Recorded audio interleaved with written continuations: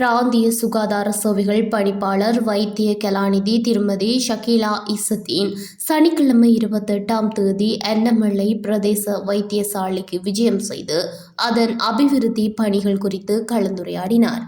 அன்னமலை வைத்தியசாலையின் தற்போதைய நிலை மற்றும் எதிர்கால அபிவிருத்தி திட்டங்கள் தொடர்பாக வைத்தியசாலை அபிவிருத்தி குழுவினர் மற்றும் நிர்வாகத்தினருடன் கலந்துரையாடிய பணிப்பாளர் வைத்தியசாலையில் நிலவும் நிர்வாக சிக்கல்கள், ஆளணி பற்றாக்குறை மற்றும் வளப்பற்றாக்குறைகள் குறித்தும் கேட்டறிந்து கொண்டார். இதன்போது வைத்தியசாலை நிர்வாகத்தினர் மற்றும் அபிவிருத்தி குழுவினரால் முன்வைக்கப்பட்ட பிரச்சினைகளுக்கு அவ்விடத்திலேயே உடனடி தீர்வுகளை வழங்கிய பணிப்பாளர் வைத்தியசாலையின் கட்டுமான மேம்பாட்டு பணிகளுக்காக இந்த வருடம் நிதி ஒதுக்கீடுகளை செய்துள்ளதாகவும் குறிப்பிட்டார். இக்கலந்துரையாடலில் பிராந்திய கண்காணிப்பு மற்றும் மதிப்பீட்டு பிரிவின் பொறுப்பு வைத்திய அதிகாரி டாக்டர் MCM மாஹிர், அன்னமலை வைத்தியசாலையின் வைத்திய அதிகாரிகள் மற்றும் வைத்தியசாலை அபிவிருத்தி குழு உறுப்பினர்கள் என பலரும் கலந்து கொண்டனர்.